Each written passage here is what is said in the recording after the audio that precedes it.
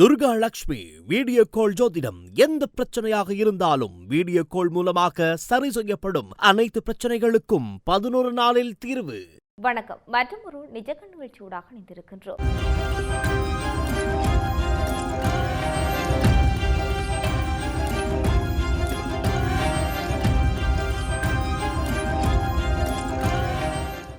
Russia தனது ராணுவ வலிமையை பறைசாற்றும் வரலாற்று சிறப்புமிக்க வெற்றி தின கொண்டாட்டங்களுக்கு தயாராகி வரும் வேளையில் உக்ரைன் நடத்தியுள்ள அதிரடி ட்ரோன் தாக்குதல் கிரெம்ளின் மாளிகையை அதிர்ச்சியதும் இருக்கின்றது. போர்க்களத்தில் நிலப்பரப்பை கைப்பற்றுவதை தாண்டி ரஷ்யாவின் பொருளாதார நரம்புகளை தண்டிக்கும் உக்ரைனின் புதிய யுத்த தந்திரம் தற்போது யுரோஸ்லாவ் மாகாணத்தில் உள்ள பிரம்மாண்டமான எண்ணெய் சுத்திகரிப்பு நிலையத்தை நிலைகுலைய செய்தும் இருக்கின்றது.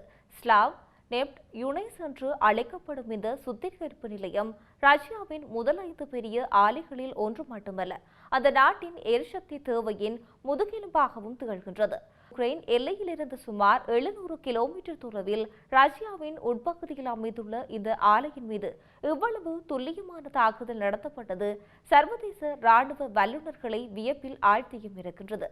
நீண்ட தூரம் பயணிக்கும் திறன் கொண்ட உக்ரைனிய ஆளில்லா விமானங்கள் ரஷ்யாவின் பல அடுக்கு வான் பாதுகாப்பு அமைப்புகளின் கண்களில் மண்ணை தூவிவிட்டு சுத்திகரிப்பு நிலையத்தின் மிக முக்கியமான உற்பத்தி பிரிவுகளை குறிவைத்து தாக்கியும் இருக்கின்றது.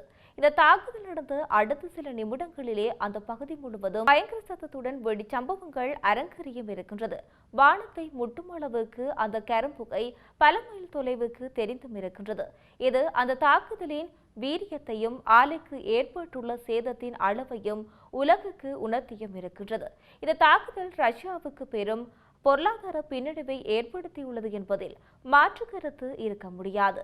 இந்த சுத்திகரிப்பு நிலையம் முடக்கப்பட்டதன் மூலம் ரஷ்யாவின் உள்நாட்டு எரிபொருள் விநியோகம் பாதிக்கப்படுவதோடு உலக நாடுகளுக்கு ஏற்றுமதி செய்யப்படும் எண்ணெய் அளவிலும் சரிவு ஏற்படும். ஒரு சுத்திகரிப்பு நிலையத்தை தாக்குவது என்பது வெறும் ஒரு கட்டிடத்தை தகர்ப்பது போன்றது அல்ல. அது அந்த நாட்டின் ஒட்டுமொத்த பொருளாதார சுழற்சியையும் ராணுவ வாகனங்களுக்கு தேவையான எரிபொருள் விநியோகத்தையும் நேரடியாக பாதிக்கும் ஒரு செயலாகும். குறிப்பாக ரஷ்யா தனது ராணுவ தளவாடங்களை தகர்த்துவதற்கும் வான்வெளி தாக்குதலை நடத்துவதற்கும் தேவையான எரிபொருளை இழந்திருப்பது அந்த நாட்டின் பெரும் தலைவலியாக மாறியுள்ளது. யுரோஸ்லாவ் மட்டுமல்லாது கடந்த 24 மணி நேரத்தில் உக்ரைன் தனது தாக்குதல் எல்லையை ரஷ்யாவின் பல முக்கிய இடங்களுக்கும் விரிவுபடுத்தியும் இருக்கின்றது. ரஷ்யாவின் இதயமான மாஸ்கோவை நோக்கிய பல ட்ரோன்கள் ஏவப்பட்டும் இருக்கின்றது. மாஸ்கோ மேயர் அளித்த தகவலின்படி அவை வான் பாதுகாப்பு அமைப்புகளால் சுட்டு வீழ்த்தப்பட்டிருந்தாலும் தலைநகர் மக்கள் மத்தியில் ஒருவிதமான அச்ச உணர்வு பரவியும் இருக்கின்றது.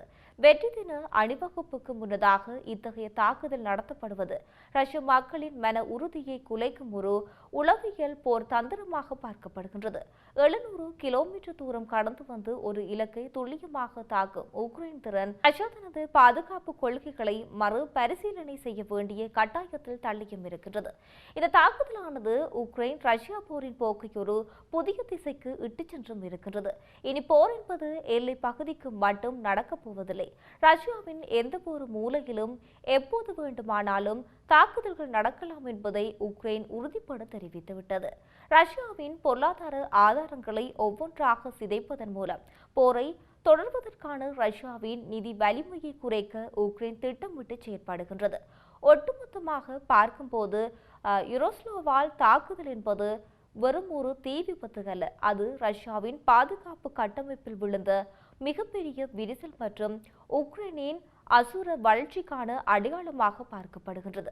வரும் நாட்களில் ரஷ்யா இதற்கு எந்த வகையில் பதிலடி கொடுக்கும் என்பதும் இந்த தாக்குதல்கள் உலக சந்தையில் கச்சா எண்ணெய் விலையில் எந்த மாற்றத்தை ஏற்படுத்தும் என்பது உலக நாடுகளின் உன்னிப்பான கவனிப்பில் காணப்படுகின்றது. அடுத்ததாக ஈரானால் ஹோர்முஸ் நீரிணை தன்னிச்சையாக மூடப்பட்டமையானது உலகளாவிய கடல்சார் வர்த்தகத்தின் முதுகெலும்பை உடைக்கும் முயற்சி என்றும் அது அடிப்படை கடல்சார் சட்டத்தை மற்றும் சர்வதேச உடன்படிக்கைகளை அப்பட்டமாக மீறும் ஒரு சட்டவிரோத செயல் என்றும் ஐக்கிய நாடுகள் சபைக்கான அமெரிக்க தூதுவர் மைக்கேல் வாட்ஸ் மிக அவசியமாக தெரிவித்துள்ளார்.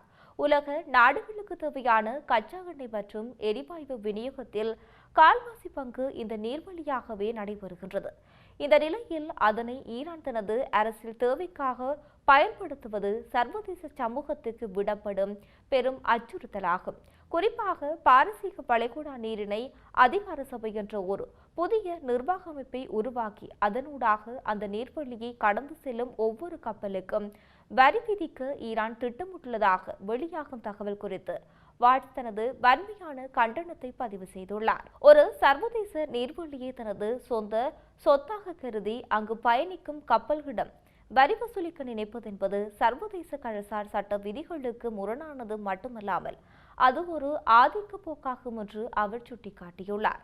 மேலும் அந்த பதற்றமான சூழலை பயன்படுத்தி நீர்நிலையில் பயணிக்கும் கப்பல்களை சிறைப்பிடிப்பதும் அவற்றில் பணிபுரியும் அப்பாவி மாலுமிகளை தடுத்து வைப்பதும் ஒரு வஞ்சகமான மற்றும் கோழைத்தனமான செயல் என்று அவர் தெரிவித்துள்ளார். எந்தவொரு அரசியல் முரண்பாட்டிலும் தொடர்பில்லாத சாமானிய பணியாளர்களை தடுத்து வைப்பதன் மூலம் ஈரான் ஒரு மனிதாபிமானமற்ற போக்கை கடைபிடிப்பதாக அவர் குற்றம் சாட்டியும் இருக்கின்றார். ஒரு பிராந்தியத்தில் நிலவும் முரண்பாடுகளை தீர்ப்பதற்கான வழியாக ஒட்டுமொத்த உலகத்தையே அச்சுறுத்துவது, சர்வதேச நாடுகளின் பொருளாதாரத்தை துண்டிப்பது எந்தவிதத்திலும் நியாயமற்றது என்று அவர் தெரிவித்துள்ளார். ஈரானின் இத்தகைய பிடிவாதமான போக்கு உலக நாடுகளிடையே பெரும் கொந்தளிப்பை ஏற்படுத்தியுள்ளதாக குறிப்பிட்டுள்ளார். ஈரானின் இந்த தன்னிச்சையான நடவடிக்கைகள் சர்வதேச கடல்சார் பாதுகாப்புக்கு பெரும் சவாலாக உருவெடுத்துள்ள நிலையில் அமெரிக்கா இதனை வேடிக்கை பார்த்து கொண்டிருக்காது என்பதையும் அவர் சுமூகமாக தெரிவித்துள்ளார். தொடர்ந்து தனது உரையில் அமெரிக்காவின் நிலைப்பாட்டை தெளிவுபடுத்திய மைக்கேல் வாட்ஸ், சர்வதேச நீர்வழிகளில் இருந்து ஈரான் உடனடியாக கன்னிவெடிகளை அகற்ற வேண்டும் என்பதே எமது முதன்மையான மற்றும் எளிமையான கோரிக்கை என்று குறிப்பிட்டுள்ளார். கப்பல்களின் பாதுகாப்புக்கு அச்சுறுத்தலாக விளங்கும் கன்னிவெடிகளை அகற்றுவதே சர்வதேச சட்டங்களுக்கு புறம்பாக விதிக்கப்படும் எந்தவொரு வரி அறவீட்டையும் ஈரான் உடனடியாக திருத்த வேண்டும் என்று அவர் வலியுறுத்தியும் இருக்கின்றார். எனவே ஈரானின் இத்தகைய தொடர்ச்சியான மீறல்களை மற்றும் சர்வதேச விதிமுறைகளை மதிக்காத போக்கு குறித்து ஐநா பாதுகாப்பு சபையில் மிக தீவிரமாக விவாதிக்கப்பட வேண்டும் என்றும் ஈரானுக்கு எதிராக சர்வதேச நாடுகள் ஒன்றிணைந்து ஒரு தீர்க்கமான முடிவை எடுக்க வேண்டும் என்று அவர் தனது உரையில் விரிவாக குறிப்பிட்டும் இருக்கின்றார். இந்த விடயங்களானது எவ்வாறு இருக்க நாம் மற்றும் ஒரு நிஜகண் நிகழ்ச்சியோடாக இணைந்திருக்கலாம். வணக்கம்.